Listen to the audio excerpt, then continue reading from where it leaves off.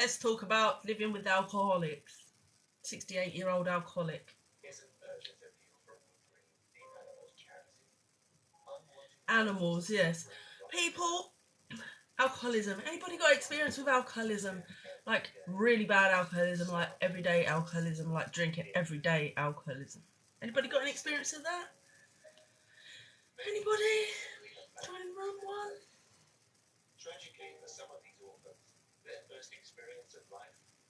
It's shocking, alcoholism. Alcoholism is shocking. Alcoholics are shocking. They'll be holding their back like this, like someone says, everybody you talk to says that's their liver. But they won't say that, no. Won't admit that. Claim it's their lung. Loyal to the death over alcoholism. Book a doctor's appointment. Oh, it's my lung. It's your liver. Just be aware in today's society, I mean, they'll probably diagnose something that ain't diagnosable and put you down because of your alcoholism. Alcoholics, my God. It's like, can't you wait till after Christmas? Like the 22nd, 23rd, 24th? Can't you wait till after that to actually start going to the doctors all of a sudden? It's like I'm being rinsed by my own family and the COVID storylines. Between this country, it's just a sick, vacuous, draining vampire. Hell on earth, you could call it, couldn't you?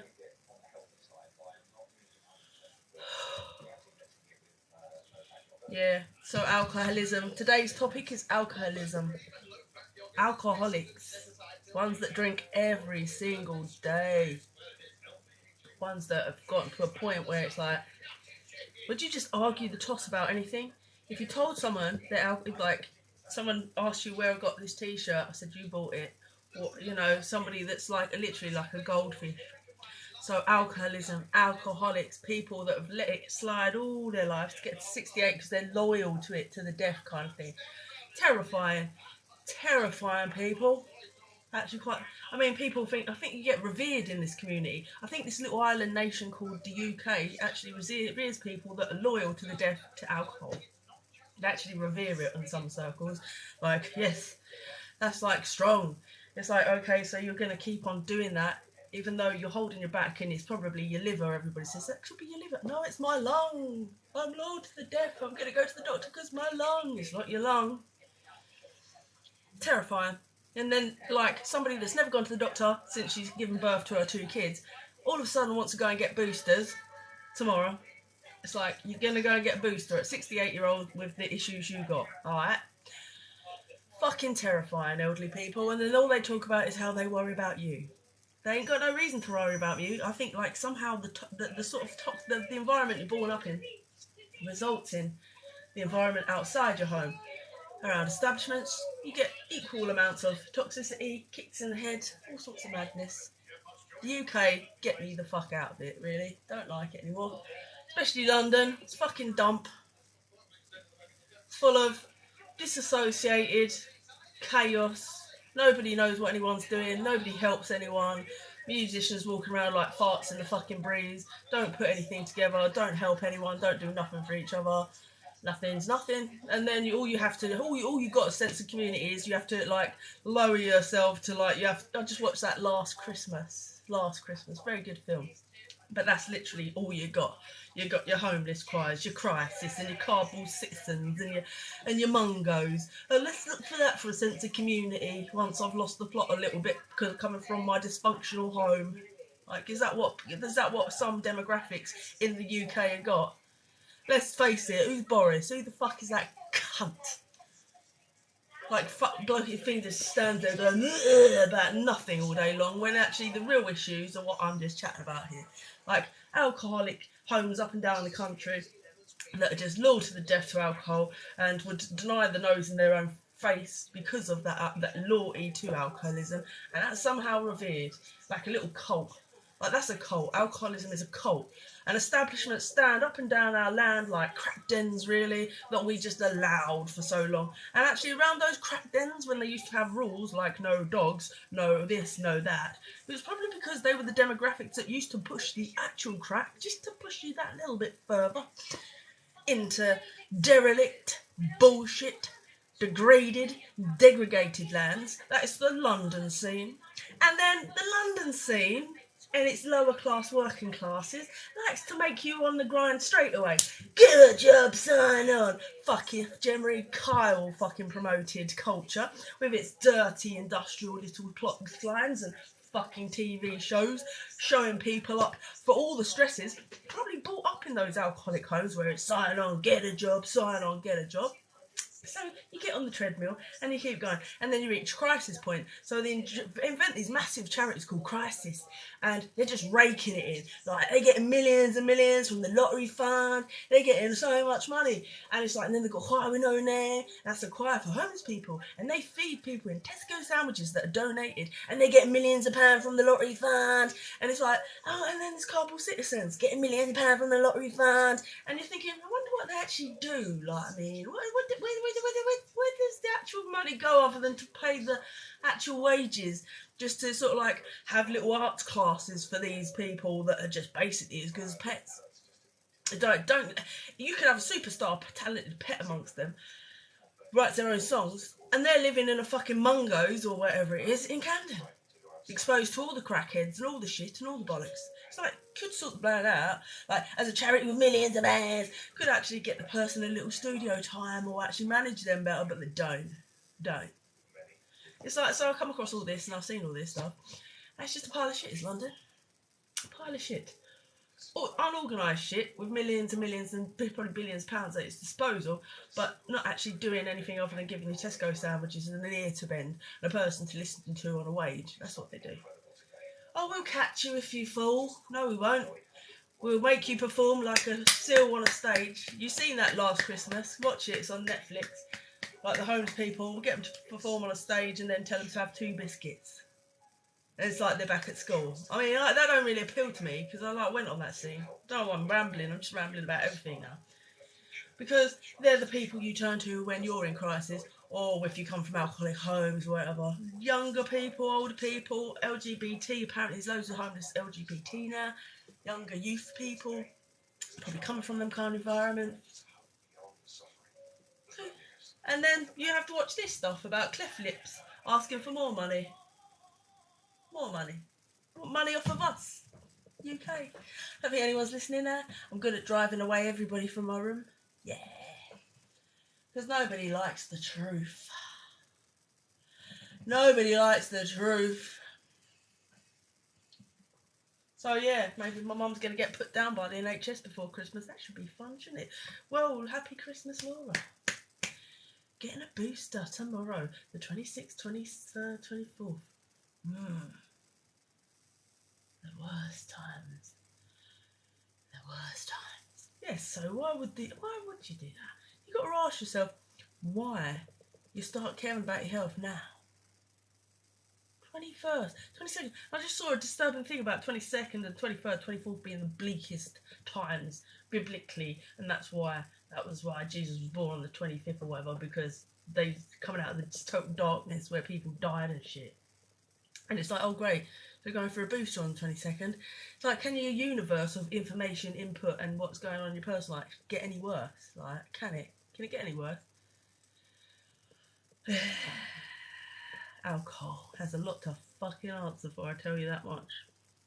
Absolutely toxic, fucking deranged society that we live in. Nothing clever about it, really. Invented by monks. It has its good and bad, but come on now.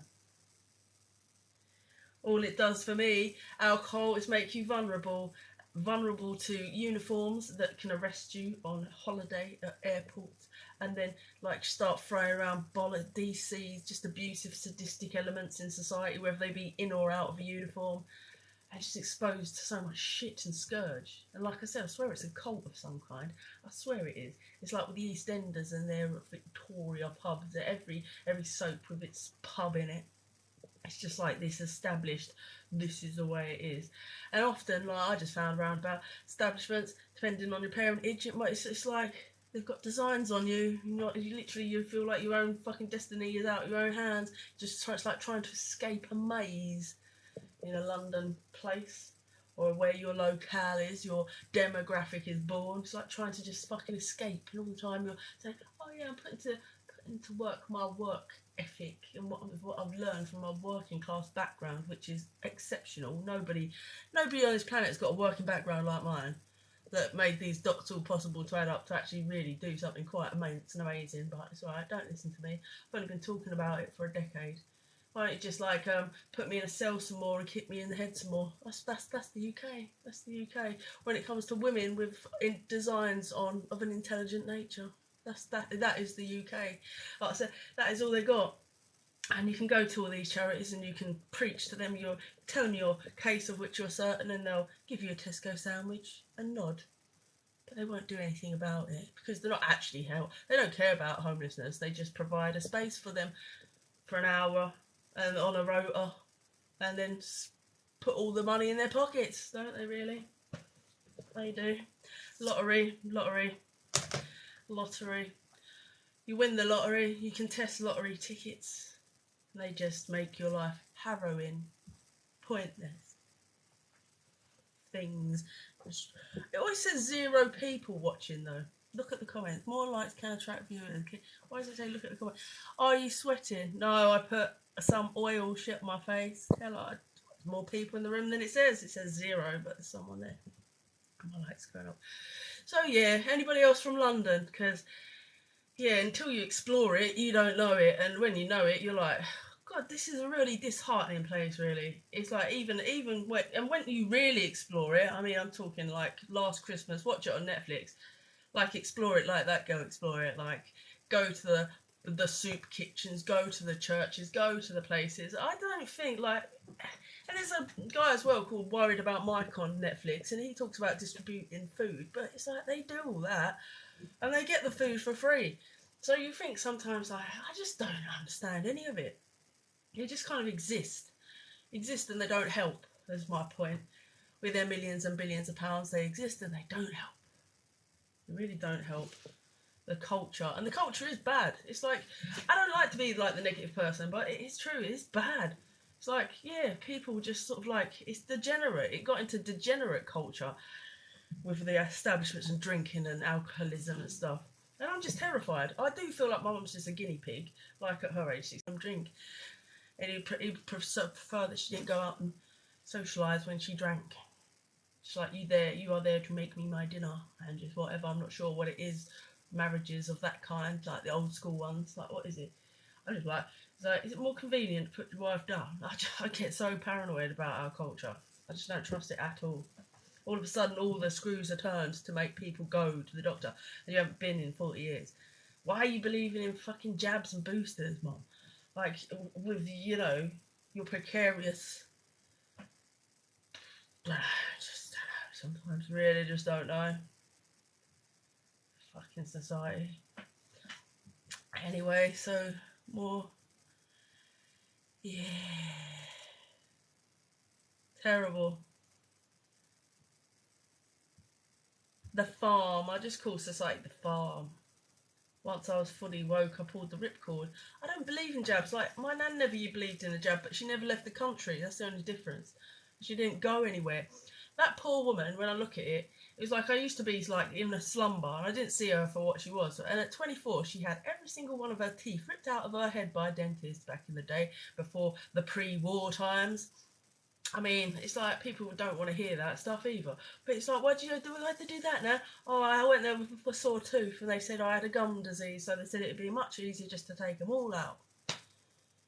And it's like, I don't believe that for a second, because that's the sort of people that I come across in some... Do you like that? Do you like that? Yeah, dilapidated country, dilapidated. Don't care what I'm listening to, and then you have these bulkhead. It's like people are actually asleep. And I don't know if it's like because I smoked a spliff when I hit 30 or whatever, and different things that sort of like made me sort of like switch on. But then I'm like, yeah, get the fuck about. People are just like there's an abusive element around stuff. And it is the sort of elite. You can control stuff, designs on stuff. It's like it's like imagine life is like a computer program. It's in danger of getting hacked. It has been hacked. It's very much been hacked. Like our existence has been hacked. During COVID, there were military around our hospitals. I'm just saying, like, if you watch the X-Files, it's very much like that. It's like, when that first test kit came out, I looked at it and it went, it looks like every other test kit going, and it's called Corona, and that's a household germ. And I went, I have no faith in that whatsoever. Like, none. Day one. No, bollocks. I went, that's an industrial plotline storyline. And so I just did not resonate with it. And I thought, have I fucked my head up because I went to a festival or two and took lots of magic mushrooms and drank an elixir with acid? Have I come back to hell on earth? And that's what it felt like, and it felt like something totally shifted. And all of a sudden I felt like I could see things a bit better for what they are. Now, people that don't do magic mushrooms or have never taken an hallucinogenic say that, oh, that person used to be a nice person, and now they don't seem as nice as they used to be. The person that hasn't done anything sits there in nods at people mostly, and they just concur with everything going around them, almost like the lights are off already on some levels, because they are. Because they're susceptible to fear and, yes, fitting in and whatever. And then it's like all of a sudden the lights go on, and it's like all of a sudden I'm just applying natural logic, which is natural. Like, this is a hacked existence. Hacked. You got the military around for hospitals. You have people that are sending out these little test kits that are corona, that then turn into COVID, that then keep mutating because then you can't keep up, because that's probably like playing a game. It's like this sort of thing in The Wire. Get everybody on the fear vibes, get them all on board. We have to always keep them as the indoctrinated sheep because it makes the money. That's where the money comes from, the pharma, industrial money, and all this stuff. And you're like, well, my nan never agreed with it. Never done anything, lived to 95, and she'd still be here. She'd still be here if it wasn't for the NHS neglecting her for 3 days and not just giving her antibiotics. You know, it's very easy to kill people these days. If an elderly person has got a chest infection, you can off that one, can't you? Call out nurse. Call out nurse. Day 2, call out nurse. She's lost her appetite now. Now she's going to collapse. She's going to get taken into A&E, and you can pump her full of morphine. Pump her full of morphine, that'll kill her appetite. Bosh, bosh, bosh, your uncle, and euthanasia. I'm just saying that's the sort of mentality that I saw in our culture. Nobody wants to talk about the truth because the truth is ugly. But anyway, she was losing her eyesight. On the plus side, she probably didn't want to, because her appetite not eating, when I went to see her, it's like, you should really eat stuff. And it's like, that sort of like resolved herself to giving up a little piece, I think, in those 3 days. But nonetheless, it is what it is. Eyesight going a little bit. She could have probably, she's fit as fiddle otherwise. Probably be here till, like, you know, she could have lived to 100 and plus. It is what it is. And when it comes to this, I'm just concerned that people, they're going to keep on doing it, and you can die from complications like blood clots and things and strokes and heart attacks and things. And it's like, even if you explain all the science, like, oh, it's safe, it gets into your bloodstream to attach to your thing to boost your immunity to it, so you're going to, you know, it's going to have a better chance of fighting it off. So what? That's my choice. If I don't want to, I won't bother, thanks. It's like the same as chickenpox. You come into schools, you insist that droves and droves of kids get jabbed for fucking chickenpox, and then the kids get the chickenpox, and then what? So what? It's your choice, isn't it? It should be a choice. But I noticed how subordinate our demographic is in the lower working classes. Total subordination, total full-on indoctrinated sheep lot. And it's like, my mum's always stayed away from it, so I'm sort of like losing the respect that she's going now. And I said, Mum, you've been in pain with your back supposedly for 3 years. I'm not sure if it's psychosomatic. I'm going to be absolutely honest with you. As somebody that drinks every day, I think it's an excuse to drink more. And it's just become such a play that it's just like, this is my friend. My pain is my friend, and my drink is my friend. My pain and my drink is my friend. Because anybody's concern, anybody that knows an alcoholic, knows that they take their concern as a direct affront. Don't drink. Fuck off. Like, it gets like that. So it's just like, you're constantly up against a brick wall of somebody that's going to enjoy drinking, and it's going to fabricate their own. Like, don't keep fabricating in your own head, because that probably is your liver struggling a little bit. And then all of a sudden she goes, well, it does, it hurts me to breathe sometimes. I can't breathe when I wake up sometimes. I'm like, and then challenge her a little bit more, and then she's shouting and bawling. It's like, for someone that can't breathe, you certainly got a fine set of lungs on you shouting and bawling. So it's just like, you don't even identify with your own loved one. Your nearest and dearest that's been your best friend throughout your whole life. You're like, I can't relate on any level because you're making it impossible to. You're a ticking time bomb. You're a time bomb waiting to go off. Fucking bringing all this up before Christmas, great fun. Anyway, thanks for listening. That was me. I had to talk, even if it is to a screen where nobody's actually responding. But yeah. Any advice on alcoholism, please comment in a video, my last one. What are you supposed to do with 68-year-olds that drink every day that are just in total denial? It's fucking impossible. Impossible.